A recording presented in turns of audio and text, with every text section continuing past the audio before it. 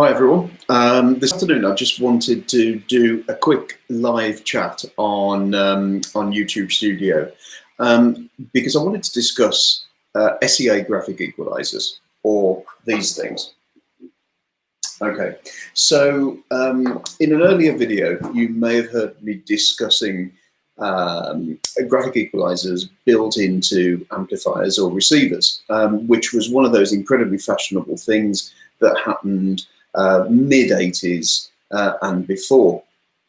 And the purpose of graphic equalizers spun from the idea that you could actually adjust the tonal quality of your hi-fi system to your room or surroundings. Now, professional studios had used graphic equalizers for many, many years and basically had used them in theaters and other sound stages to reduce echo and to boost vocals and orchestral parts of the sound in order to deliver a perfect sound for that type of location. And that that outline theory, if you like, was what transported the graphic equalizer from studio and concert hall into the domestic environment. Now, graphic equalizers, there were several different varieties of them, but they all did the same thing. So most of them are what was known as SEA graphic equalizers, or stereo effect amplifier or sound effect amplifier graphic equalizers. And actually the patent term for SEA graphic equalizers lies with my former employer, with JVC, or the Victor Company of Japan.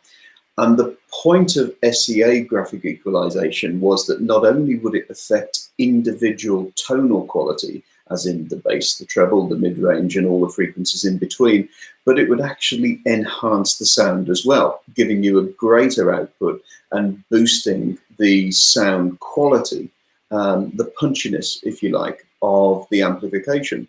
Now, for a lot of hi-fi components, and certainly for a lot of audiophiles and what I would classify to be audio purists, graphic equalizers actually put technology or components in the way of sound quality. So they were very much frowned upon. And in an earlier video, when I was discussing the JVC amplifier, the AX2, is at that time, the NAD 3020 and a lot of British components were actually producing hi-fi equipment without bass and treble controls, or with a bass and treble control and things like a loudness button, and that was about it.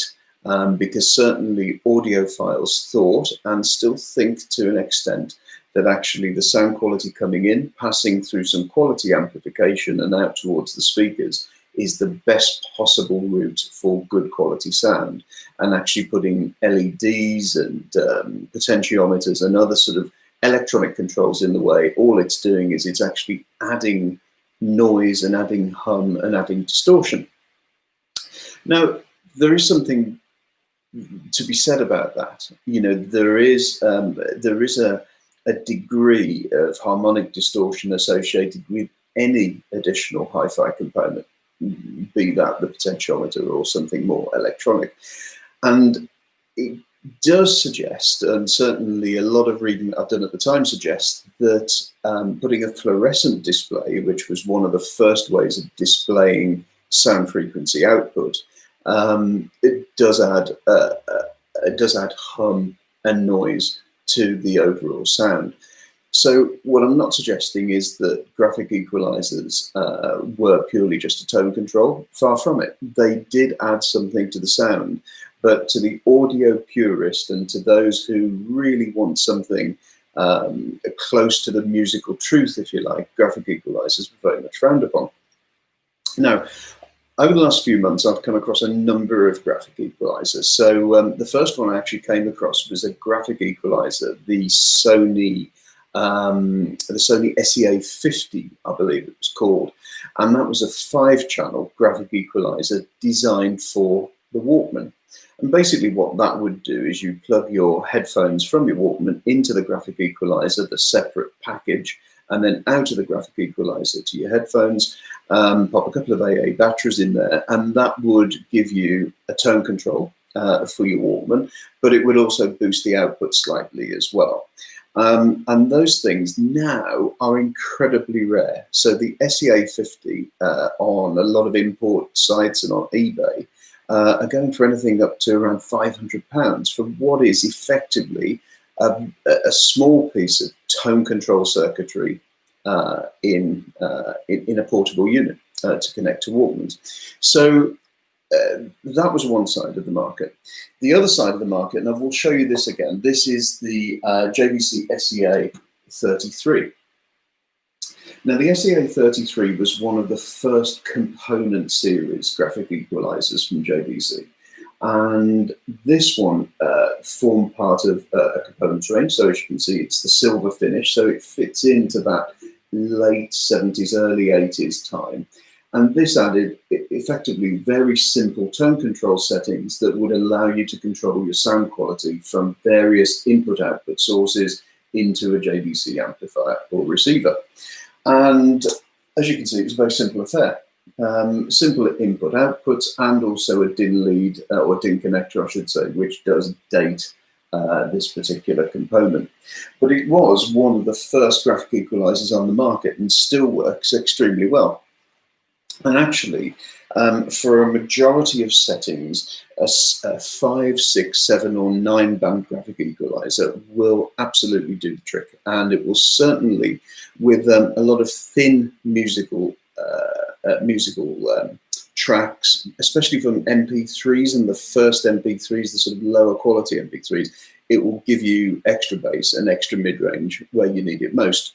So graphic equalizers have sort of come a little bit of away from their first days. So from the glorified tone control, if you like, that went with the Walkman, into something more serious that went with, that partnered with hi-fi components of the day. And then they became even more sophisticated. So what a lot of hi-fi designers were looking for at the time is something that would set their components against everything else on a retail shelf. So if you could have a graphic equalizer with 5, 7, 9, 10, 20 bands of equalization, but with this new fandangled thing called an LED, you could actually make each of the sliders light up. And so wouldn't that be absolutely fantastic to see one of these frequency sliders with their own LED indicator, often bright red and often glinting out on the retail shelves. And the brands which actually invested in putting LEDs on the sliders and putting fluorescent displays on the front of their equipment saw sales of these things double, if not triple, overnight. And at their peak, just to give you an idea, graphic equalizers were selling over 100,000 pieces per annum in the UK alone from all manufacturers, which is absolutely amazing. And that's before the days of MIDI or mini hi-fi systems where a lot of these things were integrated. So graphic equalizers were relatively inexpensive for manufacturers to produce. After all, it is a circuit board with some potentiometers to create different sound effects. But once the patent had been passed and sold on then to other brands, is actually graphic equalizers became incredibly profitable for lots of Japanese manufacturers. But still, the hi-fi purists wouldn't go anywhere near a graphic equalizer. So what happened then? Well, as I say, the technology was patented, and ultimately the technology was then copied. So lots of people saw the benefit of putting lots of flashing lights on the front of the hi-fi. And so in the days then when music centers, so the large, wide music centers were going, MIDI systems were born, is a lot of those stacking hi-fi systems saw the benefit of putting lights and displays on the front of their units. And indeed, they incorporated SEA or graphic equalizing technology in a lot of those hi-fi systems. And I mentioned the term hi-fi quite loosely because a lot of those components were pretty shoddy, to be honest. Now, that's where the difference between graphic equalization, so basic tone control graphic equalization, and SEA graphic equalization comes in. Because the SEA, as I say, gave it that extra robustness. It gave the sound some extra clout when playing back through average quality components and loudspeakers. So the addition of SEA graphic equalizers onto amplifiers, receivers, mini and MIDI systems was effectively the next generation. It was taking that to the next level. Now, unfortunately, what that meant is that graphic equalizers had gone from being a professional domain, or within the professional domain, they'd been dropped into the domestic hi-fi domain by leading Japanese manufacturers. And then effectively they became cheapened by putting them into lower quality MIDI micro components from various manufacturers. So graphic equalizers, instead of becoming very important and developing in terms of advancing the sound quality, if you like, they became very much pigeonholed into an area of how can I say it? They became almost the center of ridicule for those within the hi-fi sector. And if you look at the sales of graphic equalizer, standalone graphic equalizer products, they dropped off a cliff as the 80s went on. And by the late 1980s, only a handful of devices from JVC, Technics, and Samsung actually still exist. Sansui still existed. Now, at the start of the 1990s, graphic equalizers were sort of forming part of a new technology, and that's where the potentiometers, so the old sliders, effectively were being replaced by touch-sensitive controls. And they then became relatively popular again, not so much in the UK and Europe, but in Japan, especially in places with smaller rooms, such as the tatami rooms in Japan. And graphic equalizers then sort of became part of a hi-fi component setup. But, you know, looking at the sales throughout the 1990s, less than 10,000 graphic equalizer components were sold per annum across the whole of Europe by the mid-1990s, excluding those that were part of MIDI or microsystems. So the graphic equalizer came and went.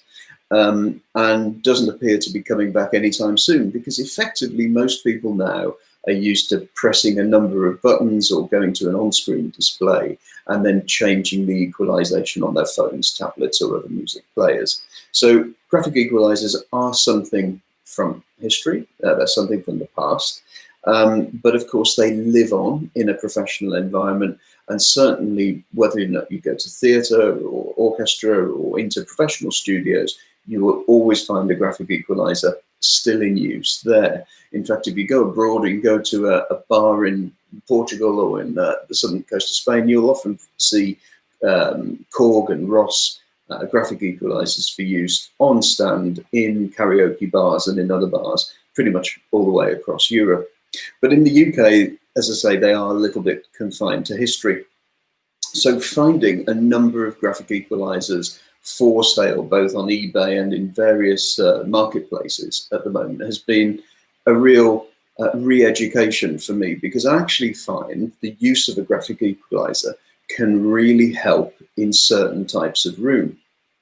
Now, the room which I'm sitting in at the moment is sort of a bit of a dumping ground, but it's got an incredibly high ceiling, about 17-foot ceilings. It's a relatively large room.